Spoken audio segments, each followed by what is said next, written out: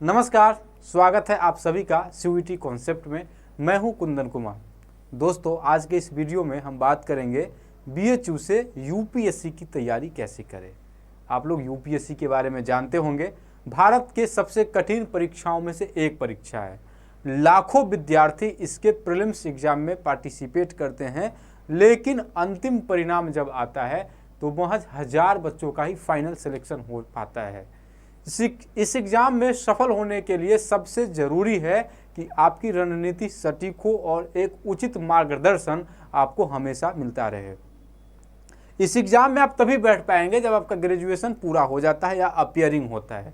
तो ऐसे में चूँकि बीएचयू में ग्रेजुएशन की अच्छी पढ़ाई होती है, तो जो भी बच्चे यहाँ पर ग्रेजुएशन में एडमिशन लेते हैं उनके दिमाग में सबसे पहली बात यही होती है कि वह बीएचयू में जब एडमिशन लेंगे तो आगे चलकर यूपीएससी की तैयारी करेंगे या विभिन्न स्टेट पीसीएस की तैयारी करेंगे।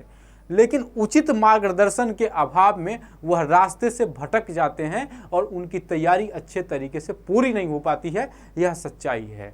सबसे पहले हम आपको ये बता दें कि यूपीएससी की तैयारी के लिए सबसे अच्छा जगह दिल्ली है, इसमें कोई शक नहीं है। दिल्ली में अच्छी तैयारी होती है, अच्छा कोचिंग है और वहाँ का जो सराउंडिंग है, वहाँ का जो परिवेश है वह यूपीएससी के लायक है।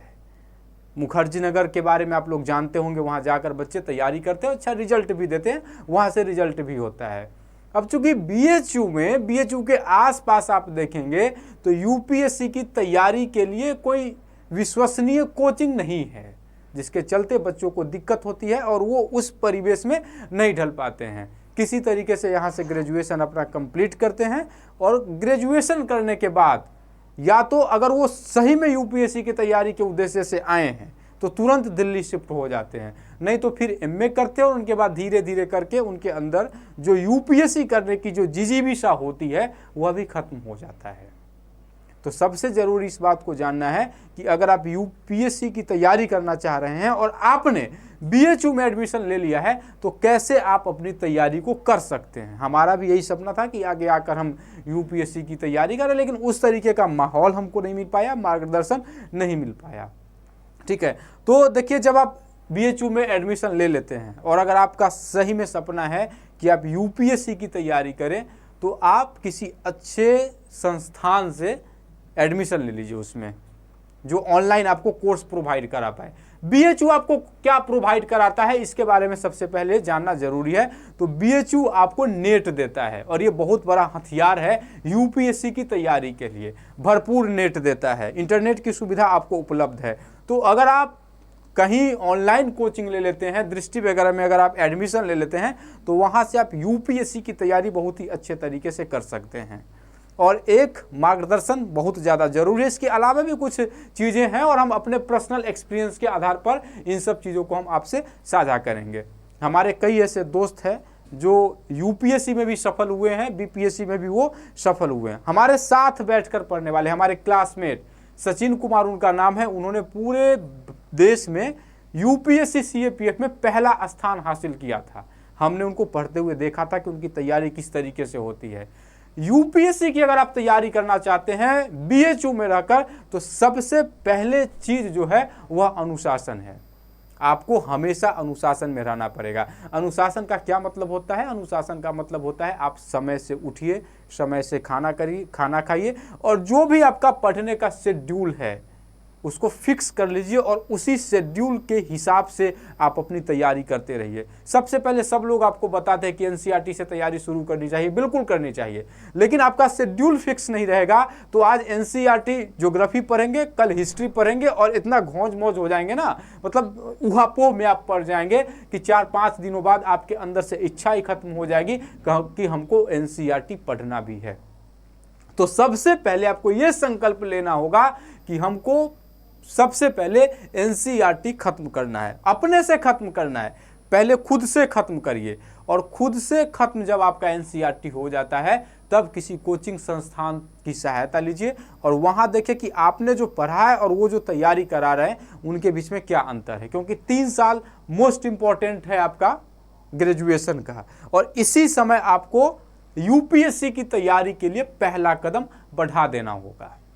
यहाँ आप आएंगे तो यहाँ एकेडमिक्स का दुनिया है, यहाँ BA के बाद MA, उसके बाद फिर PhD का दौर, नेट JRF। यह नेट JRF का सबसे अच्छा माहौल है। लोग नेट JRF देते हैं और हर एक रूम से आपको नेट JRF मिल जाएंगे। लॉ फैकल्टी की बात करें, BHU के लॉ फैकल्टी की बात करें तो ये जुडिशियरी सर्विस के लिए काफ़ी प्रसिद्ध है।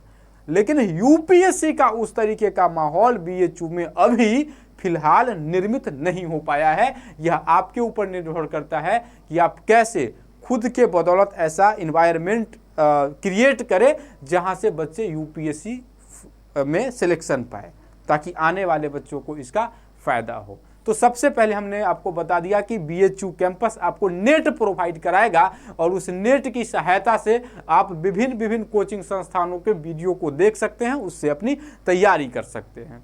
दूसरा है माहौल, रहने का एकदम अच्छा माहौल उपलब्ध आपको BHU कराएगा। जब आपको हॉस्टल मिल जाएंगे तो बहुत अच्छी तरीके से आप अपनी तैयारी को धार दे सकते हैं।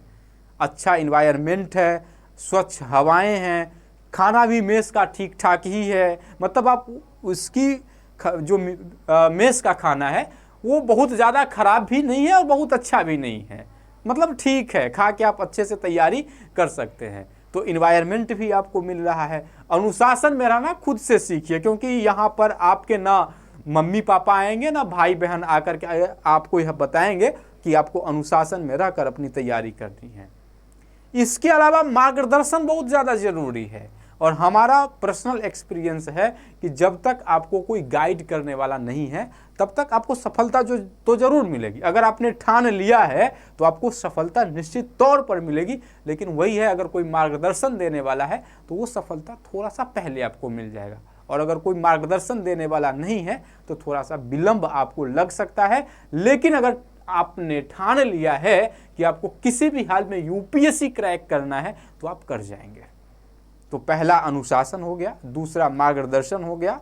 तो मार्गदर्शन भी यहाँ आपको मिल ही जाएगा, मतलब डिफरेंट सब्जेक्ट के लोग आपको मिल जाएंगे जो उस विषय में पारंगत है। जैसे हिस्ट्री आप ले लीजिए, तो जिनका JRF है हिस्ट्री से, जो रिसर्च स्कॉलर है, वो तो कम से कम आपको UPSC लेवल का हिस्ट्री बता ही सकते हैं, इसमें कोई शक नहीं है। ऐसे ही कर करके आप अपना ऐसा सर्किल बनाइए जिसमें विद्वान लोग हो, ऐसे लोगों से संपर्क स्थापित करिए, ठीक है। और तीसरी चीज़ है धैर्य, ये सबसे ज़्यादा इम्पोर्टेंट है। सफलता एकाएक ऐसा नहीं है कि 10 दिन पढ़ाई किए, कहीं से मोटिवेशनल वीडियो देख लिए, लगातार 10 दिन पढ़े, 11वें दिन के बाद फिर से हम उसी अवस्था में चले गए। सेल्फ मोटिवेशन UPSC की तैयारी के लिए काफ़ी मायने रखता है और उसी सेल्फ मोटिवेशन के दम पर आप UPSC को क्रैक कर सकते हो। इसके अलावे बहुत सारी चीज़ें हैं। कोचिंग का योगदान तो काफ़ी अहम है, इसमें कोई डाउट नहीं है। कोचिंग क्यों इम्पोर्टेंट है? क्योंकि कोचिंग आपका समय बचाता है और आपको एक उचित गाइडेंस देता है कि आपको क्या पढ़ना है और क्या छोड़ना है। तो इसका मतलब यह भी नहीं है कि कोचिंग ज्वाइन करने वाले सारे बच्चों का UPSC हो ही जाएगा। हमने शुरू में ही आपको कहा कि UPSC का फॉर्म लाखों में बच्चे फिलअप करते हैं, अंतिम सिलेक्शन महज 1000 बच्चों का ही हो पाता है। तो इसमें यह भी जरूरी है कि आपको गाइडेंस मिले, आप डिसिप्लिन में रहे और धैर्य तो आपके अंदर होना ही चाहिए। और ये भी देखिए, आप किससे मार्गदर्शन ले रहे हैं ये भी ज़्यादा महत्वपूर्ण है। अर्जुन महाभारत की लड़ाई जीतने में सफल रहा, क्यों? क्योंकि उसको मार्गदर्शन देने वाले स्वयं कृष्ण भगवान थे। अगर आप सिर्फ एक व्यक्ति से मार्गदर्शन लेते हैं तो आप परेशान नहीं रहेंगे। अगर बहुत सारे लोग आपको मार्गदर्शन देने वाले मिल जाएंगे तो ये आपकी परेशानी का कारण भी बन सकता है। तो अगर आप UPSC के विषय में मार्गदर्शन लेना चाहते हैं तो उचित यही होगा कि आप मार्गदर्शन उन लोगों से लीजिए जिन्होंने UPSC के एग्ज़ाम को क्वालिफाई किया है या फिर UPSC एग्ज़ाम को उन्होंने दिया है। ये ज़्यादा सही रहेगा आपके लिए। इसके अलावा बहुत सारी चीज़ें हैं जिस पर हम क्रमवार आगे भी आपसे चर्चा करते रहेंगे। लेकिन अगर आप UPSC की तैयारी BHU में रहकर करना चाहते हैं तो इस वीडियो को अच्छे तरीके से देखें, फिर अगले विषय में फिर आगे मौका मिलेगा तो हम आपके लिए बुक लिस्ट भी लेकर आएंगे जो हमारे दोस्त लोग हमको सजेस्ट करते हैं या फिर और लोगों का सजेशन हमको इसके विषय में प्राप्त हुआ है। तो वीडियो अगर पसंद आया होगा आपको तो इस वीडियो को लाइक कर दे, साथ ही हमारे यूट्यूब चैनल को सब्सक्राइब कर दे। Thank you.